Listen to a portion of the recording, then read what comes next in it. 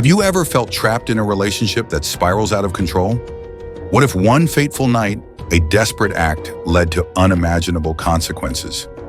Today, we're diving into the shocking story of Danielle Redlick, a woman accused of killing her husband, Michael Redlick. Well, this story is filled with emotional turmoil, heated confrontations, and a tragic ending that raises questions about love, betrayal, and self-defense. Stay tuned, because what starts as a complicated marriage quickly descends into chaos that no one could have predicted. On January 12, 2019, news broke that Michael Redlick, a 65-year-old former NBA executive and beloved professor at the University of Central Florida, had passed away. Initially reported to have died of a heart attack, it soon became clear that he had actually suffered a stab wound to the chest. Various theories circulated, including the possibility of self-inflicted harm.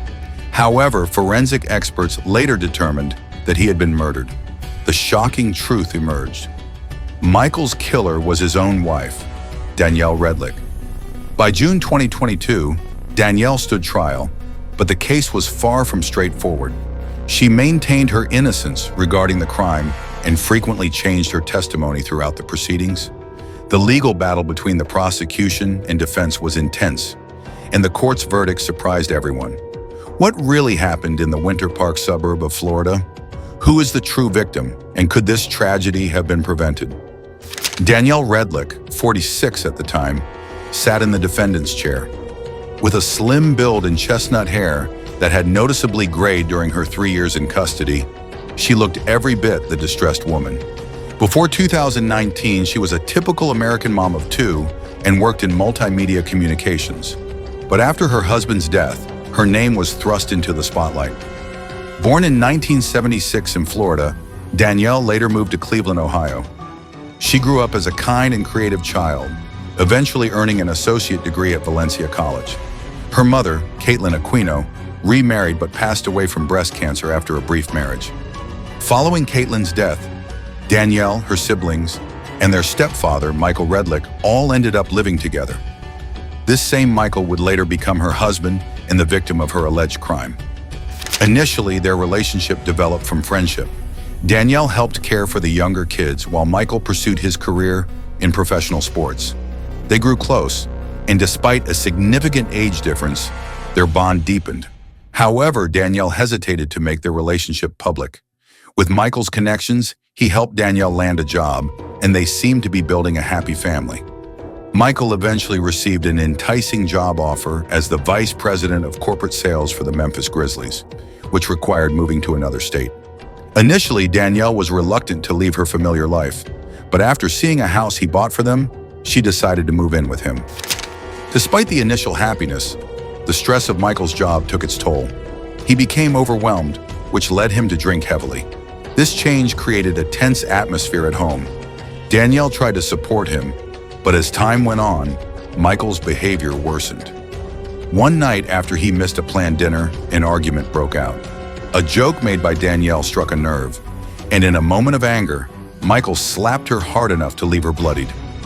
The next day, Michael took her to a doctor for treatment, and despite his apology and efforts to make amends, this incident was just one of several warning signs. Earlier, when they lived in Cleveland, Michael had hit her during an argument sparked by jealousy over a conversation she had with an ex-boyfriend. Danielle forgave him, believing it was an isolated incident. Unfortunately, this was just one of many troubling moments in their relationship, which would ultimately lead to tragedy. Life continues. In 2003, the Redlicks welcomed their first child, a daughter named Jaden. A year later, they decided to legalize their relationship, marking a bright period in their lives. However, challenges still loomed, especially for Michael, who struggled at work after a management change prevented him from getting the promotion he hoped for. 7 years later, their family grew with the birth of a son named Sawyer, and the couple was fully engaged in raising their children. Unfortunately, Michael's job continued to create tension in their lives, leading him to start drinking again.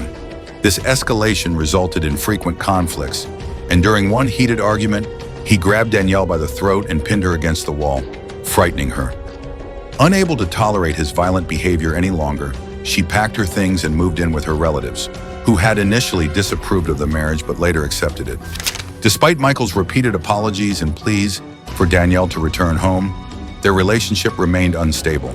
After some time, they reconciled, but the following years were filled with upheaval as the family moved several times. They eventually settled in California, where they lived for about 5 years. Unfortunately, Michael's issues persisted, and both parents found themselves unemployed, living off their savings. In 2014, they planned another move, this time to Indiana, but the process was exhausting and took a year. During this time, their financial situation improved, but the distance affected their relationship, leading to infrequent communication and growing estrangement. When they finally reunited, new problems arose. Danielle began to suspect Michael of infidelity as he became cold and distant. Eventually, he confessed that his age and health issues were affecting him, and he underwent testosterone injections to regain his energy and vigor. However, this led to increased aggressiveness. One night while watching a movie, Michael fell asleep, and when Danielle went upstairs to rest, he struck her in the head the next morning after she didn't wake him up. Feeling overwhelmed, she decided to leave him, which only made him angrier, and he began to choke her. Danielle struggled to defend herself and felt like she was dying. Afterward, Michael begged for her forgiveness, and although their relationship changed fundamentally, they continued to live together and raise their children. As time went on, Michael's drinking worsened, leading to more conflicts, even over trivial matters.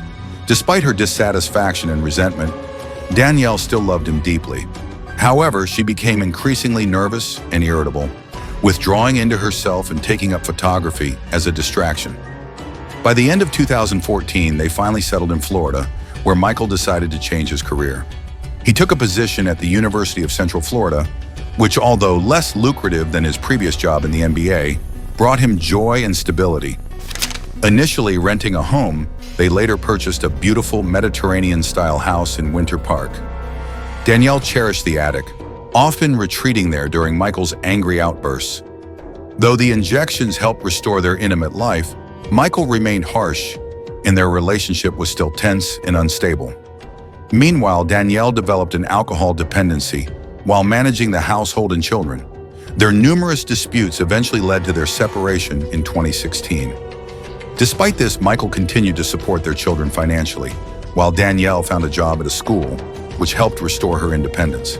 However, she still saw Michael, who came and went as he pleased.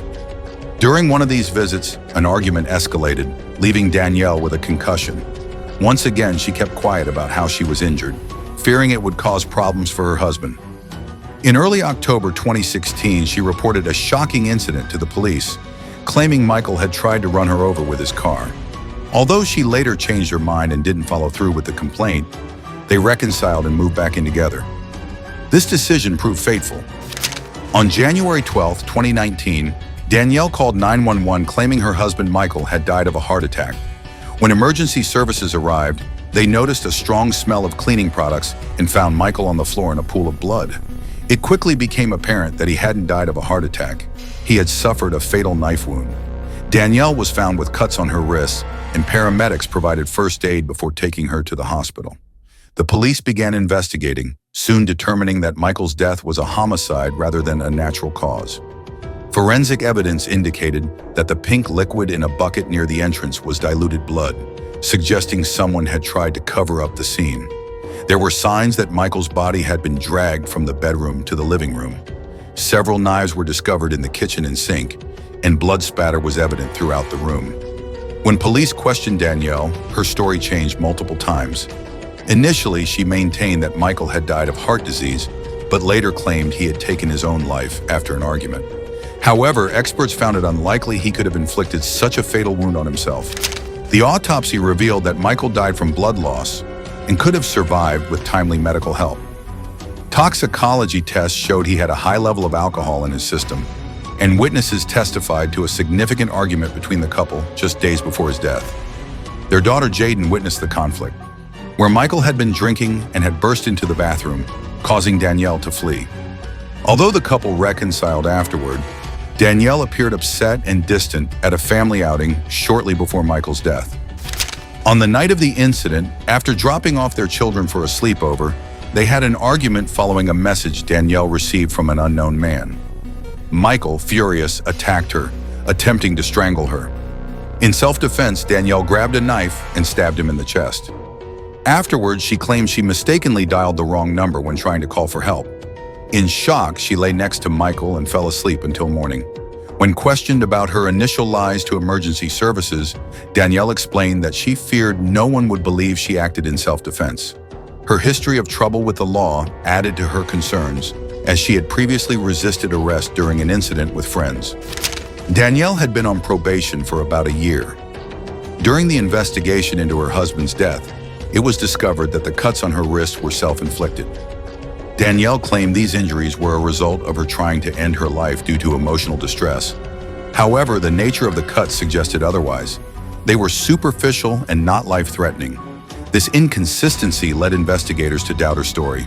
As authorities dug deeper, they found that Danielle was not exactly a role model.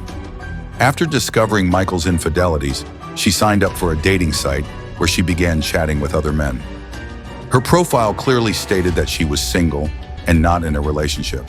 This revelation raised eyebrows and painted a complex picture of her emotional state.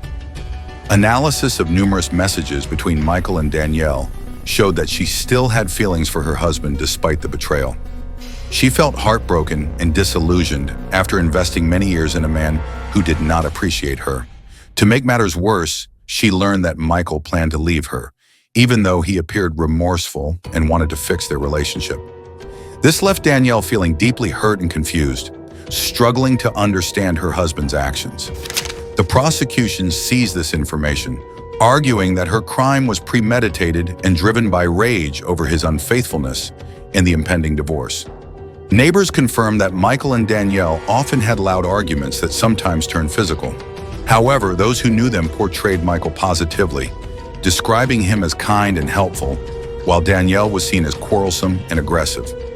Video evidence presented in court depicted Danielle acting irrationally and attacking her husband during disputes. Friends, including Michael's brother, referred to her as crazy, but assured everyone that everything would be fine as long as the steak knives were hidden away. Danielle's lawyer argued that her actions were a response to years of emotional and physical abuse. Family members who often witnessed their arguments testified that Michael was rough and emotionally abusive, even if he never physically harmed her in front of them. Some relatives noted that Danielle became nervous and quick-tempered over the years, suggesting that the stress of the marriage had taken its toll on her mental health. The prosecution maintained that Danielle had effectively left her husband to die, suggesting she waited for him to pass out before acting. They presented evidence showing that she logged into a dating app on the night of the incident, implying that her actions were premeditated and driven by resentment. They even suggested that she might have been motivated by a desire for financial gain. At the time of Michael's death, Danielle's net worth was estimated at $1.2 million, and she stood to lose a significant portion of their wealth if they divorced. Additionally, the prosecution pointed out that she had changed her statements multiple times during the investigation, seeming to confuse the authorities and possibly tampering with evidence. In contrast, the defense portrayed Michael as a manipulator, claiming that he had pursued Danielle after the death of his first wife, molding her into what he wanted. During the trial, the prosecution offered Danielle a plea deal for manslaughter, which would have resulted in a relatively light 10-year prison sentence. However, she declined this offer, insisting on her innocence despite the risk of facing a life sentence if found guilty of first or second-degree murder. The outcome of the trial surprised many. On July 17, 2022, the jury announced their verdict. They found Danielle not guilty of premeditated murder, believing her actions were indeed in self-defense. However, they convicted her of tampering with evidence, resulting in a 5-year suspended sentence. Since she had already served 3 years, that time was credited to her. On August 5, 2022, the day the sentence was announced, Danielle walked out of the courtroom. This decision sparked a wide range of reactions from the community. Some people supported the verdict, believing that Danielle had acted out of desperation and fear. They felt that her story highlighted the complexities of abusive relationships and how they can lead to tragic outcomes. Others, however, were outraged, convinced that Danielle had manipulated the situation to escape accountability for her actions. In the wake of the trial, many in the community began to discuss the importance of mental health resources and support for individuals in abusive relationships.